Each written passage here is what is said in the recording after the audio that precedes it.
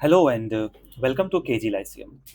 आज हम लोग BHIC 103 के यूनिट को आगे बढ़ाते हुए यूनिट 6 को पढ़ेंगे। और इस यूनिट में हम गुप्त वंश के बारे में जानेंगे, उसका उदय कैसे हुआ, राइज कैसे हुआ, इकोनॉमी कैसे थी, सोसाइटी कैसी थी और पॉलिटी कैसी थी। ये सब हम इस लेक्चर में पढ़ने जा रहे हैं। मेरा नाम है कल्याण। चलिए शुरू करते हैं, आज के पूरे यूनिट को हम कवर अप करते हैं। ऑब्जेक्टिव इस यूनिट को पढ़ने का ये है कि इसको पढ़ करके हम पॉलिटिकल कंडीशन जान पाएंगे 4th सेंचुरी सीई की। यानी अब आप यहाँ पे समझिए कि इससे पहले जो भी लेक्चर्स हम लोग पढ़ रहे थे वो हम लोग पोस्ट मौर्य पीरियड पढ़ रहे थे। ठीक, पोस्ट मौर्य पीरियड पढ़ रहे थे। पोस्ट मौर्य पीरियड में हम लोग पर्टिकुलरली 200 BC से लेकर के 300 सीई तक हम लोग पढ़ रहे थे। इस बीच हमने ढेर सारे अलग अलग एरिया में देखे कि कहीं पे इंडो ग्रीक का शासन है, कहीं क्षत्रप का शासन है, कहीं सातवाहन का है, कहीं तमिलहम में चेर चोल पांड्या का है। तो ये सारे इम्पोर्टेंट जो किंगडम थे वो हम लोग ये 200 BC से लेकर के 300 CE के बीच में पढ़ रहे थे। अब ये टाइम पीरियड खत्म होता है और अब जो टाइम पीरियड आता है 4th सेंचुरी CE का, उसमें एक एम्पायर था जो कि ग्रो किया, अपने आप को स्ट्रांग बनाया। किसके तरह? मौर्य के तरह। मौर्य के तरह वो अपने आप को स्ट्रांग बनाया, उतना ही पावरफुल हुआ, उतना ही वो टेरिटरी को एक्वायर्ड किया, उतना ही ये एडमिनिस्ट्रेशन को मजबूत किया जितना मौर्य का था। और वो जो पीरियड था वो था गुप्ता पीरियड। ठीक, तो मौर्य के बाद जो एक स्ट्रांग एम्पायर आता है वो गुप्ता एम्पायर ही था। तो अब उस वक्त का हम इस यूनिट में पढ़ने जा रहे हैं कि पॉलिटिकल कंडीशन क्या था। गुप्ता जो है अपना एक्सपेंशन टेरिटरी को कैसे बढ़ाया, कैसे अपने पावर को स्ट्रांग किया, खुद को स्ट्रांग किया।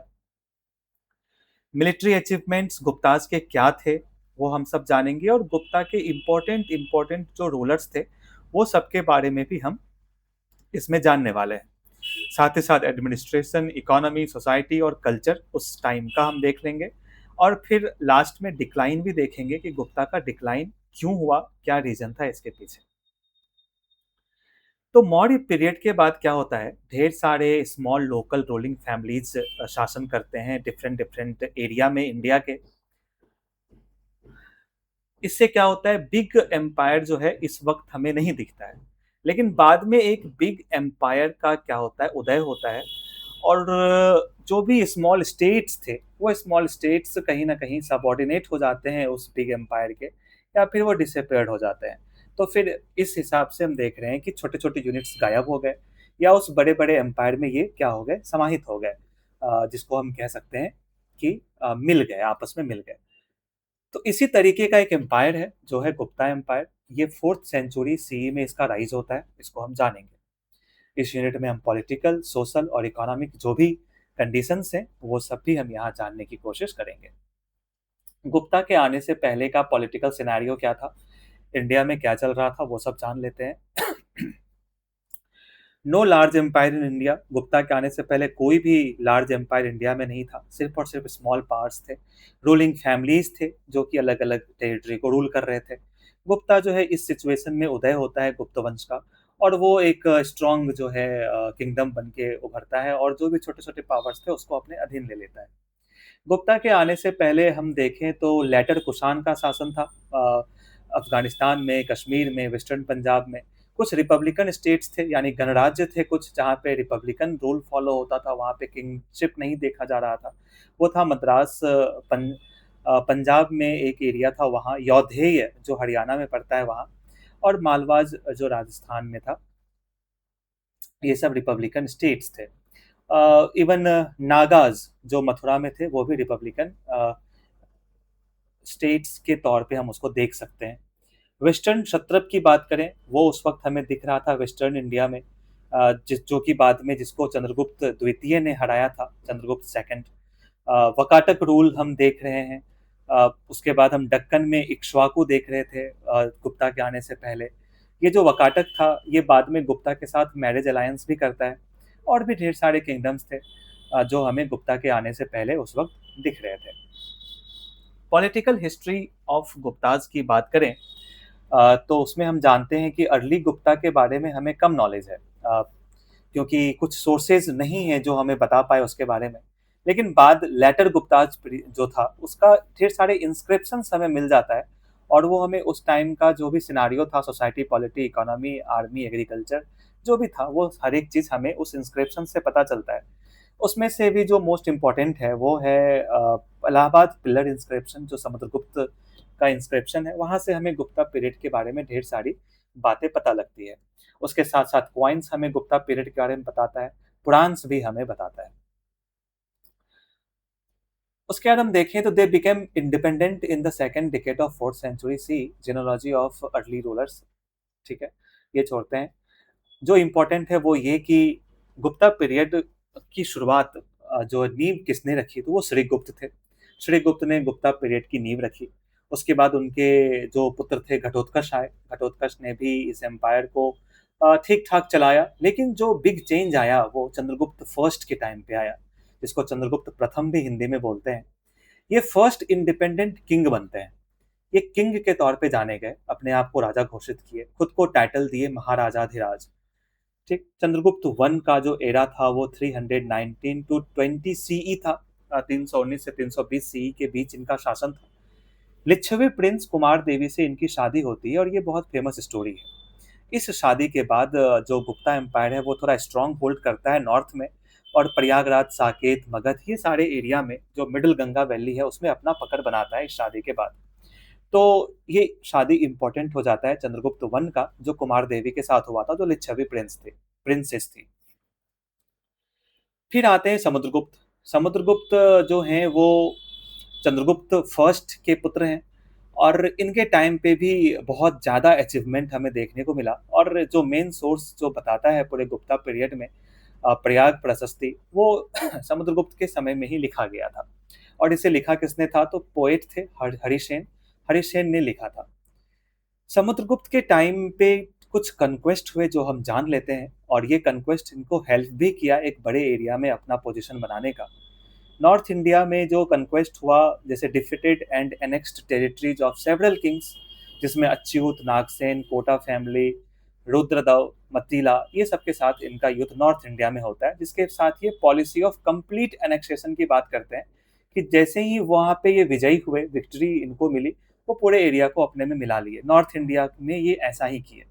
फिर आते हैं साउथ इंडिया में। साउथ इंडिया में वो 12 रूलर्स को हराए, लेकिन उसको क्या किए, ही कैप्चर्ड देम, उसको वो पकड़े, लेकिन बाद में रिलीज कर दिए, ये कहते हुए कि तुम मुझे ट्रिब्यूट दो।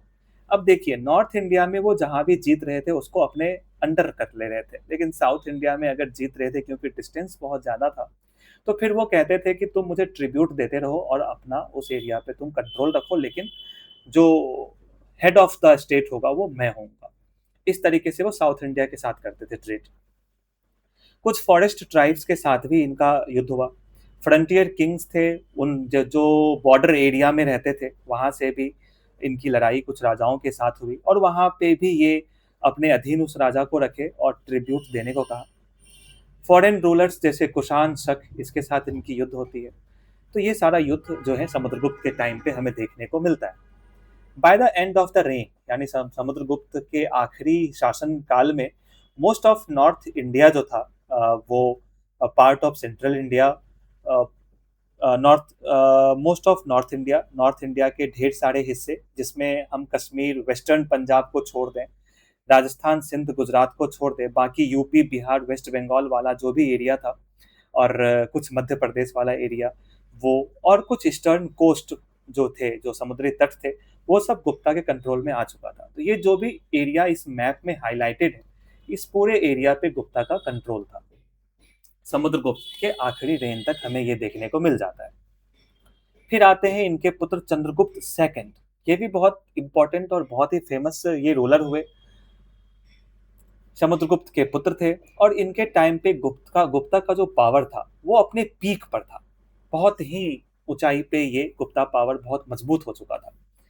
एक ड्रामा है देवी चंद्रगुप्तम, जिसमें ये बताया गया है, इस ड्रामा में, कि चंद्रगुप्त सेकंड जो है वो अपने बड़े भाई रामगुप्त को मारते हैं, उनकी हत्या करते हैं, और उनकी जो विडो थी मतलब ये अपनी भाभी ध्रुव देवी से फिर शादी करते हैं। अब बाद में फिर एक नागा प्रिंसेस से भी इनकी शादी होती है और इनकी जो पुत्री होती है जिसका नाम प्रभावती है, उसकी शादी वो वकाटक के जो किंग थे रुद्रसेन सेकंड उससे कराते हैं। तो यहाँ हम देख रहे हैं एक तरीके से कि मैरिज अलायंस हमें यहाँ देखने को मिल रहा है कि गुप्ता रूलर जो है वो मैरिज अलायंस किया करते थे, जिससे इनका एक टेरिटरी एक्सपेंशन भी होता था और खुद को स्ट्रांग भी बनाते थे।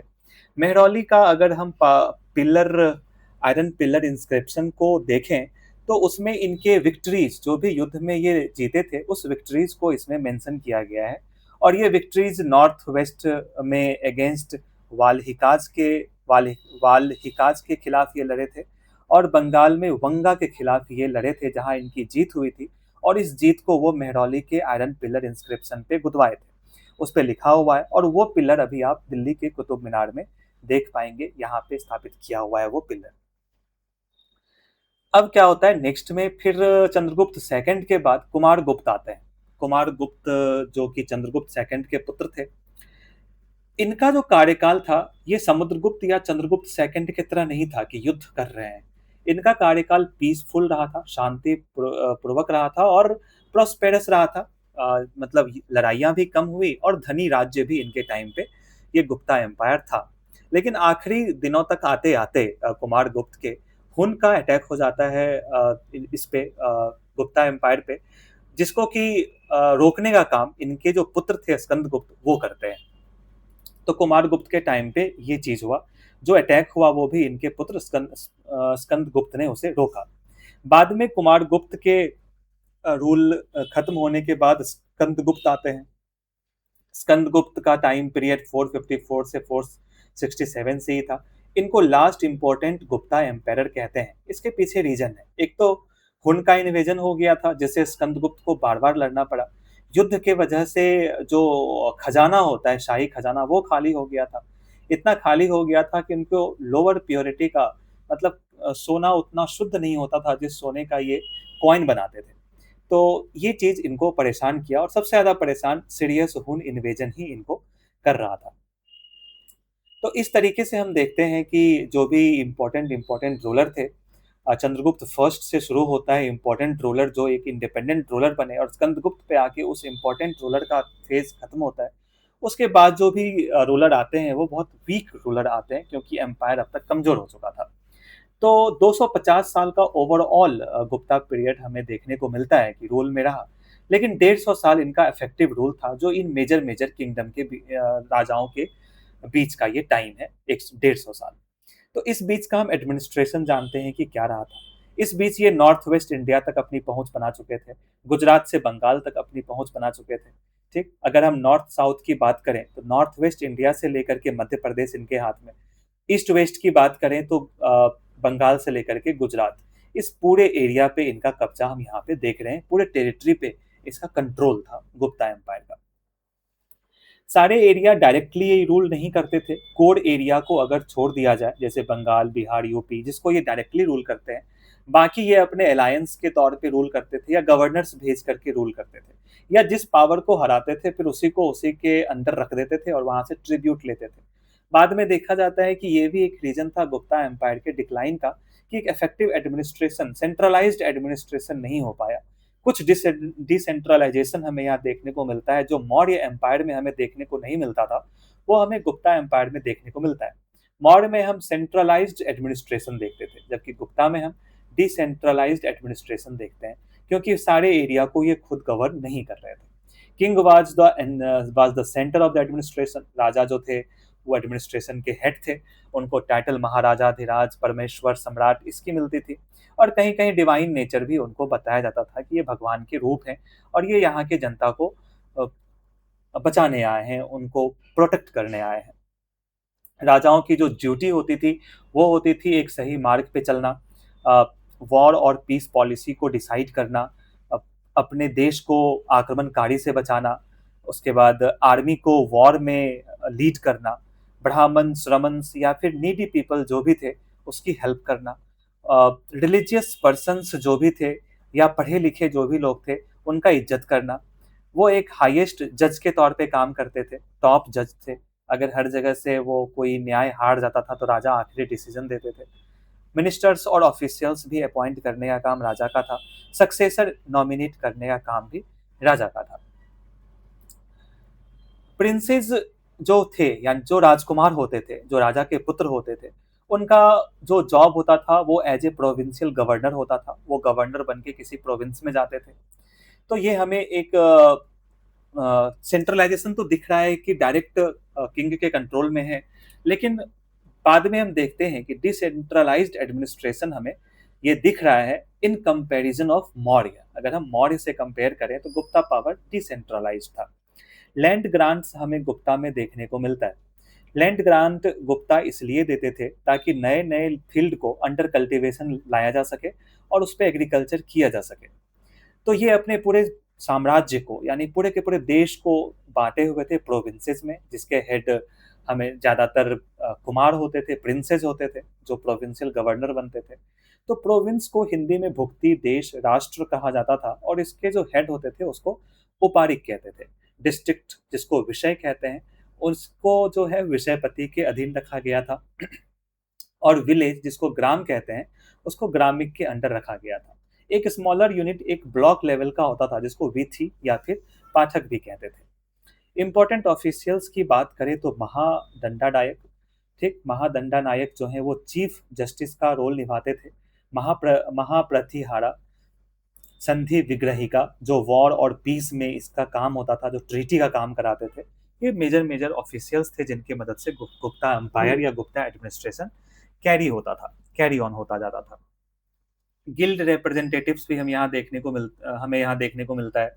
गिल्ड रिप्रेजेंटेटिव में हम देखते हैं मर्चेंट्स, आर्टिसंस, ये सब के जो रिप्रेजेंटेटिव थे, ये सब रिप्रेजेंटेटिव होते थे। जो भी क्वेरी होता था मर्चेंट का, वो इस रिप्रेजेंटेटिव के द्वारा राजा तक रखा जाता था। आर्मी की बात करें तो आर्मी हैड 4 ट्रेडिशनल डिवीजन। जो आर्मी थे वो 4 डिवीजन में थे। एक तो था कैरियट जो रथ होता था, वैसे इसकी इंपॉर्टेंस कम थी। फिर इन्फेंट्री जो बहुत ही ज़्यादा इंपॉर्टेंट था, इन्फेंट्री पैदल सैनिक, और कैवेलरी ये भी इंपॉर्टेंट था जो घुड़सवार होते थे। तो ये दो जो है इंपॉर्टेंट थे, इन्फेंट्री, कैवेलरी। और एक एलिफेंट का भी यूनिट आर्मी में हमें देखने को मिलता है। कुछ आर्मी ऑफिसर्स जो इम्पोर्टेंट थे वो एक सेनापति थे, दूसरे अश्वपति जो कैवेलरी को देखते थे, घुड़सवार को, पिलुपति जो एलिफेंट यूनिट को देखते थे, संधि विग्रहिका जो वॉर और पीस के टाइम पे काम करते थे, ट्रीटी का काम कराते थे। ये सब इम्पोर्टेंट ऑफिशियल्स थे जो आर्मी से रिलेटेड थे। सोल्जर्स जो थे वो पेड सोल्जर्स होते थे, यानी इनको कैश मिलता था। यानी हम कह सकते हैं कि स्टेट के पास अपना स्टैंडिंग आर्मी थी। स्टेट के पास अपना स्टैंडिंग आर्मी हमें यहाँ पे दिख रहा है। ऐसा नहीं था कि कोई लैंड लॉर्ड या बड़े बड़े जो फ्यूडल लॉर्ड होते थे उससे कह दिया जाए कि तुम आर्मी रखो फिर मुझे दो वॉर के समय में। ऐसा इस वक्त हमें देखने को नहीं मिलता है। राजा की अपनी आर्मी थी जिसको पे किया जाता था कैश में, और वो अपनी आर्मी होती थी। इकोनॉमी की अगर हम बात करें मौर्य पीरियड का, तो एग्रीकल्चर जो है वो मेन ऑक्यूपेशन हमें यहाँ भी देखने को मिलता है। Paddy, cotton, oil seed, Indigo, mustard, ये सब हमें यहाँ पे दिख जाता है, क्योंकि ये एरिया गंगा के रीजन में गुप्त एम्पायर था। तो जब ये गंगा के एरिया रीजन में होगा तो वहाँ पे फर्टाइल लैंड है, वाटर रिसोर्सेज है, तो एग्रीकल्चर बहुत ही ज़्यादा तेजी से ग्रो करेगा और अच्छे अच्छे क्रॉप्स यहाँ पे उपजाए जाते थे। डिफरेंट टाइप्स ऑफ सॉइल्स थे जिसका अलग अलग नाम दिया गया था, उर्वरा, उषारा, मारो, ये सब नाम सॉइल्स के थे। लैंड मेजरमेंट यूनिट्स थे जिसको कुल्यवप कहते थे या फिर द्रोणावप कहते थे। इससे लैंड को मेजर किया जाता था। इरिगेशन करने का टेक्निक या तो कुआं से या फिर टैंक से या फिर पॉन्ड या एम्बैंकमेंट बना करके किया जाता था। घाटी यात्रा भी एक जरिया था, मतलब टेक्निक था इरिगेशन का। ठीक, ये सब इरिगेशन मेथड हम यहाँ पे देख रहे हैं। कुछ रिजर्वायर्स भी बनाए गए थे, कुछ को रिपेयर किया गया था, जिसमें से बहुत ही फेमस है सुदर्शन लेक। ये सुदर्शन लेक जो था ये मौर्य पीरियड में बना हुआ था, जिसको बाद में गुप्ता पीरियड में इसको रिपेयर कर दिया गया था, और एग्रीकल्चर में ये इंपॉर्टेंट रोल निभा रहा था। कुछ चेंजेस जो हमें गुप्ता पीरियड में इकोनॉमी में देखने को मिला वो ये कि लैंड इंटरमीडियरीज का उदय हमें यहाँ देखने को मिल रहा है। यानी कि स्वामी जिसको लैंड लॉर्ड बोलते थे, जमींदार का उदय होता है। कृषक जो कल्टीवेटर होते हैं उनका उदय होता है। ये बड़े-बड़े लोग होते थे जिनके पास ज़्यादा ज़मीनें होती थी। उस ज़मीन को ये छोटे-छोटे किसान को दे देते थे। वो किसान फिर इसमें खेती करते थे और जो भी रेवेन्यू होता था वो इन लोगों को लैंडलॉर्ड्स को दे देते थे। फिर लैंडलॉर्ड्स वहाँ से फिर किंग तक अपना जो भी रेवेन्यू था वो पहुँचाते थे। उसके बाद हम यहाँ पे लैंड ग्रांट्स देखते हैं, किसको? ब्राह्मण्स को ज़्यादा लैंड दिया गया। और लैंड के साथ-साथ उस पूरे एरिया को एडमिनिस्ट्रेशन करने का भी जो रोल था उस ब्राह्मण को ही दे दिया गया। इवन जुडिशियल राइट भी उस एरिया का उस ब्राह्मण को ही दे दिया गया। तो कहीं न कहीं दिखता है कि राजा पावर को डिसेंट्रलाइज़ कर रहे हैं। आप ज़मीन तो दे ही रहे हैं, साथ ही साथ उस एरिया का पूरा कंट्रोल आप उनको दे रहे हैं और जुडिशियल राइट भी आप उनको दे रहे हैं। ये भी एक रीज़न बाद में बनता है गुप्ता एम्पायर के डिक्लाइन का। एक्चुअल कल्टीवेटर्स जो थे उनका पोजीशन डिक्लाइन होता है क्योंकि बड़े-बड़े लैंडलॉर्ड आने लगे थे। तो ये सब फोर्स्ड लेबरर ये सब अब इसकी जो संख्या थी वो बढ़ती चली गई जिससे ज़बरदस्ती खेती कराया जाता था। क्राफ्ट्स एंड ट्रेड्स भी गुप्ता पीरियड में क बहुत ही ज़्यादा फल-फूल रहा था। तो जैसे कि कुछ इम्पोर्टेंट क्राफ्ट्स थे, pottery, carpentry, textiles, jewellery, Ivory work, ये सब मेन क्राफ्ट्स में आते हैं। ये सब गिल्ड में काम करते थे। बड़े-बड़े गिल्ड होते थे, उस गिल्ड का एक जॉब होता था। उस गिल्ड को हिंदी हम लोग श्रेणी या निगम कहते थे। ये व्यापारियों का एक ग्रुप था जिसको हम लोग गिल्ड कहते हैं और वो एक गिल्ड एक जॉब करता था। इसके रिप्रेजेंटेटिव होते थे, अगर कोई शिकायत हो तो वो रिप्रेजेंटेटिव जाकर के राजा के पास अपनी शिकायत रखते थे।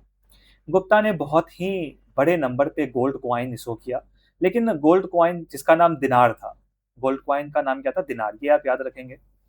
लेकिन गोल्ड की प्योरिटी जो थी वो कुषाण से कम था। जो कुषाण एम्पायर था जिसका गोल्ड का प्योरिटी जो सिक्का बना हुआ था वो बहुत ही ज़्यादा था, वो हमें गुप्ता पीरियड में देखने को कम मिलता है।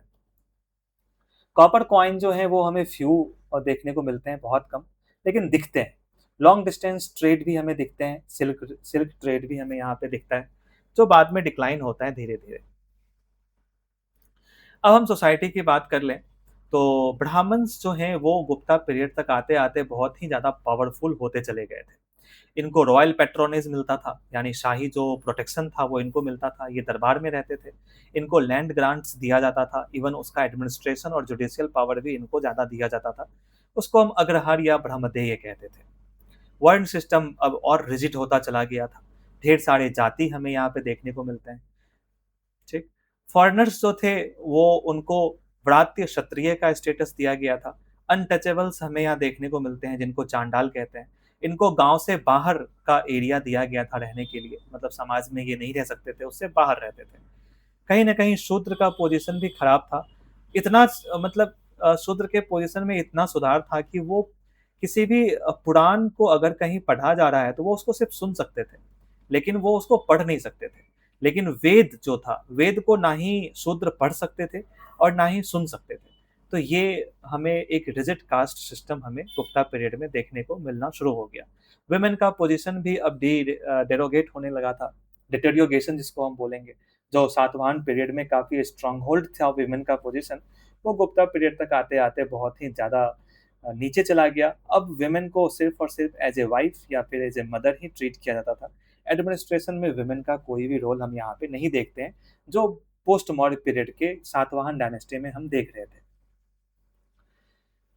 कल्चर की बात करें तो गुप्ता पीरियड को गोल्डन एज कहा जाता है।